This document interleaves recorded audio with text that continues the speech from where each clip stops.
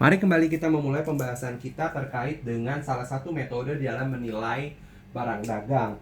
Nah, seperti kita ketahui sebelumnya, kita pernah mempelajari teknik menilai barang dagang yaitu dengan metode FIFO maupun metode average, baik pencatatan dengan periodik ataupun perpetual.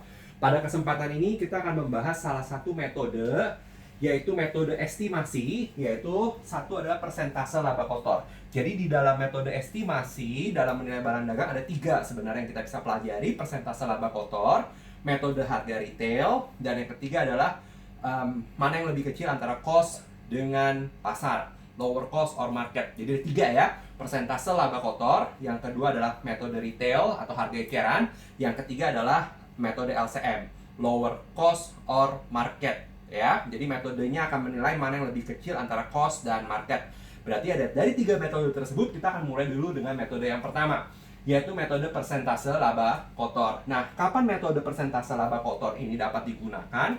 Biasanya perusahaan dapat menggunakan metode persentase laba kotor karena ada sebuah peristiwa unik dalam perusahaan yang mana mengakibatkan sebagian informasi atau data tidak dapat kita peroleh. Nah, misalnya perusahaan mengalami kebakaran, kecurian, ataupun terjadi misalnya banjir yang akhirnya melenyapkan beberapa bukti fisik, rekam jejak, dokumen, ataupun ada banyak barang yang rusak gitu ya, barang dagangan rusak, hilang.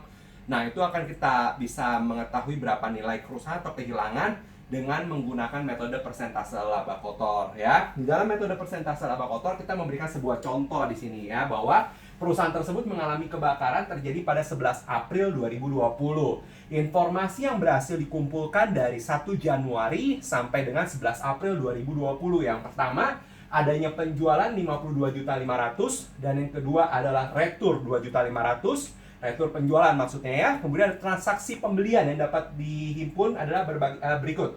Pembelian 30 juta, beban angkut pembeliannya 1 juta, retur dan potongan pembelian 2 juta. Kemudian ada persediaan awal di 1 Januari 2020 ada 15 juta. Kemudian ada barang yang sudah dibeli, udah dicatat dalam pembelian senilai 2.700.000 masih dalam perjalanan. Karena syaratnya FOB shipping point, kita mengetahui bahwa FOB shipping point pada saat transaksi deal, setuju, sepakat, walaupun barang itu masih dalam perjalanan, berarti sudah ada dicatat dalam pembukuan perusahaan ya. Nah, di sini ada keterangan FOB shipping point. Hati-hati di sini ya. Nanti kita akan gunakan informasi ini.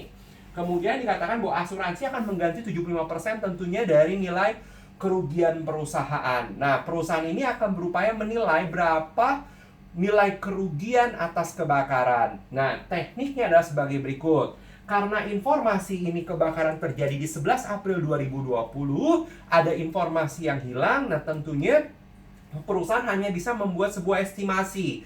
Nah, kita bisa menggunakan persentase laba kotor dengan mengumpulkan beberapa informasi. Dalam asumsi dalam soal ini, kita mengumpulkan informasi 3 tahun terakhir terkait dengan penjualan, harga pokok, dan laba kotor. Di sini 2017, 2018, 2019. Dapat dari mana nih kita angka gross profit? Di sini ya adalah sales dikurangi dengan COGS-nya.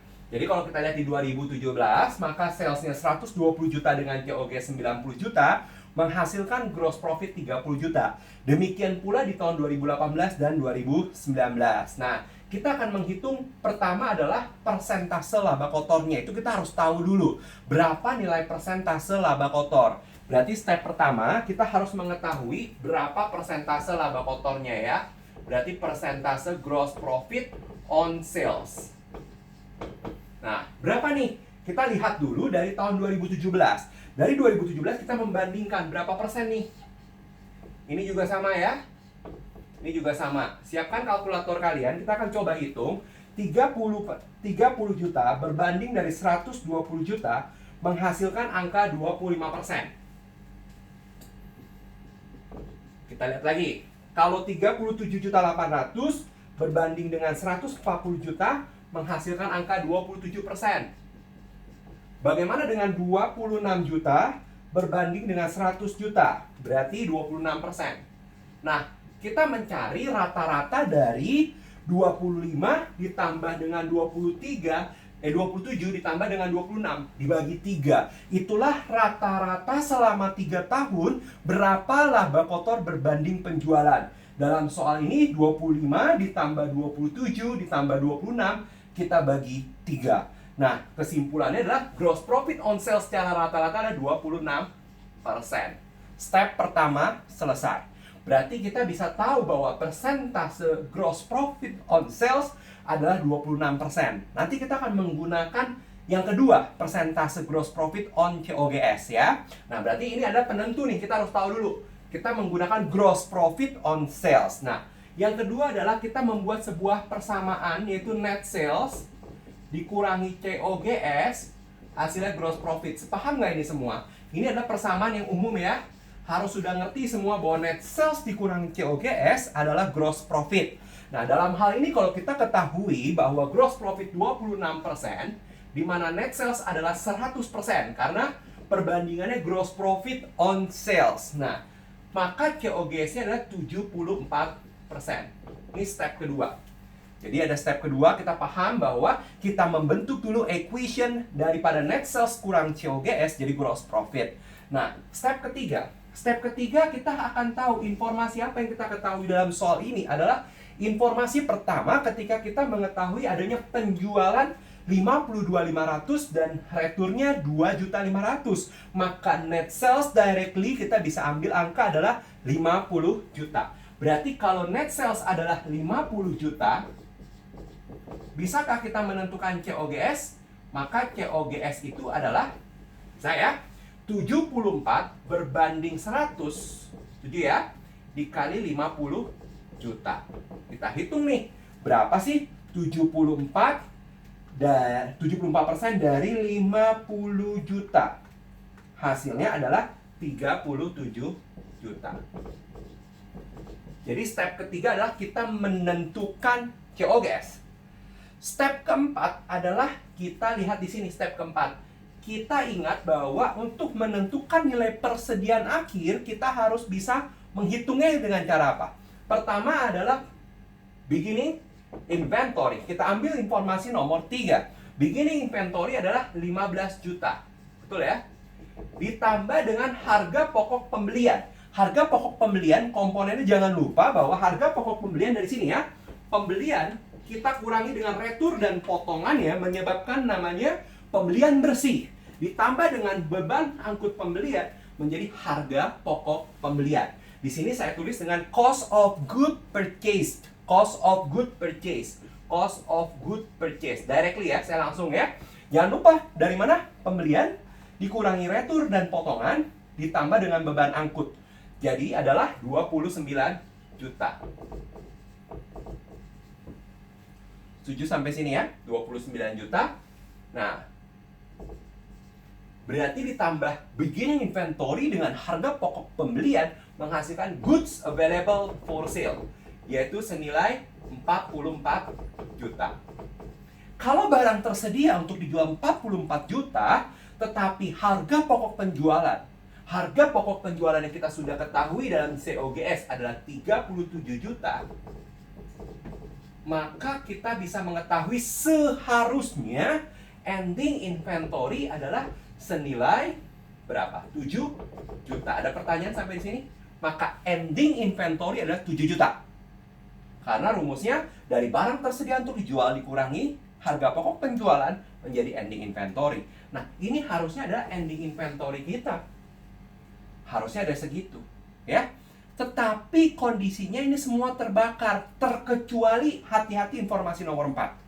Informasi nomor 4 ada barang 2.700.000. Kita sudah record dalam pembelian. Tahu dari mana kita sudah record dalam pembelian? FOB shipping point, yaitu adalah barang yang akan dicatat pada saat transaksi deal. Meskipun dalam perjalanan kita sudah record dulu sebelumnya. Beda dengan FOB destination point. Ya, kalau destination point kita belum terjadi transaksi pencatatan pembelian. Berarti barang itu masih dalam perjalanan, aman. Secara pencatatan kita belum catat, kita juga belum terima barang. Tetapi ketika FOB shipping point berarti kita sudah catat pembeliannya, tapi kebetulan barang belum nyampe. Dalam soal dikatakan masih dalam perjalanan. Berarti ada kita kategorikan masih dalam perjalanan. Dalam perjalanan adalah senilai 2.700.000. Berarti saya bisa simpulkan, berarti yang terbakar adalah berapa? 7 juta kurang 2.700.000, 4.300.000. Setuju sampai sini? Dari 4.300.000 ada yang ditanggung asuransi. Insurance akan menanggung nih. Berapa persen? 75% insurance tanggung. Berarti dari 4.300.000 kita kalikan dengan 75%, menghasilkan angka 3.225.000. Berarti yang menjadi kerugian adalah berapa? 4.300.000 dikurangi nilai tadi ya. Hasilnya adalah 1.075.000. Step keempat selesai, yaitu mencari seluruh informasi yang kita perlukan. Dan step kelima adalah kita membuat jurnal atas kerugian ini. Gimana cara membuat jurnalnya? Tentunya adalah mendebit loss on inventory. Kita akan kehilangan inventory. Tetapi kita juga ada penggantian insurance receivable, dan kita mencatat pengkreditan inventory. Inventory akan berkurang senilai 4.300.000. Insurance receivable akan tertanggung sebesar 3.225.000. Dan kerugiannya adalah 1.075.000. Oke. Ini adalah 5 step. Ya, saya ulang step-stepnya biar kita lebih firm bahwa pertama kita harus tahu adalah ini, persentase gross profit terhadap penjualan. Kalau kita sudah dapat angkanya, yang kedua adalah kita punya equationnya yang standar bahwa kita mau mencari COGS sesungguhnya. Tetapi kita develop dulu equationnya, net sales minus COGS jadi gross profit. Step ketiga, kita bisa menentukan COGS. Dari apa? Dari informasi penjualan bersih, yaitu sales minus sales return-nya. Kemudian yang keempat, kita akan cari informasi tersebut dari mendevelop informasi ini ya. Beginning inventory, tambah cost of good purchase, hasil good available for sale, dikurangi COGS, jadi ending inventory. Ending inventory ini masih ada yang dalam perjalanan, berarti selamat 7.700 tidak terbakar. Dan yang terbakar 4.300. Tetapi kita ingat bahwa ada insurance 3.225.000. Aman. Yang kerugiannya ada 1.075.000. Kemudian kita bangun bersama jurnalnya. Oke? Nah, bagaimana kalau kondisinya bahwa sekarang kita ubah sedikit ya. Kita ubah lagi di sininya. Oke? Kalau gross profit adalah on COGS. Be careful ya. Ini agak sedikit berbeda, yaitu adalah gross profit on COGS. Nah, lihat perbedaannya. Di sini ya, on COGS. Maka kita akan menghitung ulang nih gross profit on COGS. Caranya adalah kita lihat di sini, siapkan kalkulator. Ya, saya akan hapus lagi di sini. Tahapannya akan sama. Tahapannya sama. Tahapan yang pertama kita harus tahu dulu, tetapi kita tidak membandingkan antara gross profit dengan sales, tetapi kita membandingkan gross profit dengan COGS. Nah, maka tadi saya katakan ini step pertama. Kita harus tahu kita akan menggunakan persentase laba kotor ini dari sales atau dari COGS. Nah, dalam hal ini kita round it aja ya, 30 banding 90 itu kan koma. Kita anggap aja tidak koma, di sini ada 33%. Oke, next. Yaitu adalah 37,8 berbanding dengan 102,2. Hasilnya adalah, tunggu, 37. Hasilnya sekitar 37%. Ya, the last kita lihat 26 dari 74. Hasilnya ada 35%. Nah, coba kalau kita rata-ratakan ya, 35 tambah 33 bagi 3. Hasilnya adalah 35%. Di sini 35% kalau kita rounded ya. Nah, step kedua adalah membentuk equation-nya. Tetapi hati-hati ketika membentuk persamaannya. Hati-hati di sini ya. Tetap kita samakan caranya. Oke, bagaimana nih? Berarti ada gross profit 35%. Dari COGS-nya 100, berarti net sales-nya 135%. 135% di sini ya. Nah, 135%. Penjualan kita tahu 50 juta. Nah, mencari COGS-nya, hati-hati di sini. Berarti yang diketahui kan perbandingannya 135. Berarti di sini adalah 100 per 135. Kali 50 juta. Kita lihat ya. 100 per 135 kali 50 juta. Nah, hasilnya adalah, kita bulatkan aja, 37 juta 3037 ya, 37 037 000. Nah, kita rounded ya, kita bulatkan. Itu COGS-nya. Ingat caranya ya. Perhatikan caranya loh, hati-hati dari mana kita mempendapatkan angka itu. Ininya ya. Oke. Next step keempat, nggak berubah.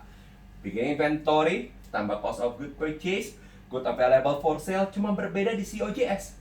COGS-nya akan berbeda, yaitu 37 juta 337. Nah, pengaruhnya kemana? Ke ending inventory nih. Ending inventory-nya nggak segitu ya, 44 juta dikurangi 37037. Hasilnya adalah 6 juta 963.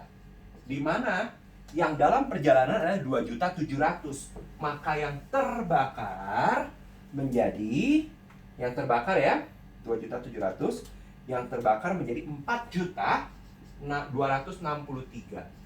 Di mana ditanggung insuran adalah 75%-nya. 75%-nya di insuran ya. Kali 0,75 berarti adalah 3.197.250. Tentunya ada bagian yang tidak ditanggung oleh insuran. 4263 adalah hasilnya 1.065.750. Kita lihat kalau kita mendevelop jurnalnya bagaimana. Inventory-nya 4263 di sini. Tetapi loss-nya dan insuran receivable akan berbeda ya. Loss-nya akan menjadi 1.065.750 dan insuran receivable-nya menjadi 3.197.250. Nah, demikian perbedaan apabila persentase gross profit dari penjualan dengan COGS akan menghasilkan angka yang berbeda. Nah, inilah teknik-tekniknya, step-stepnya kurang lebih sama, tinggal nanti dipelajari lebih lanjut. Nah, sekian untuk metode yang pertama. Kita akan continue dengan metode yang kedua.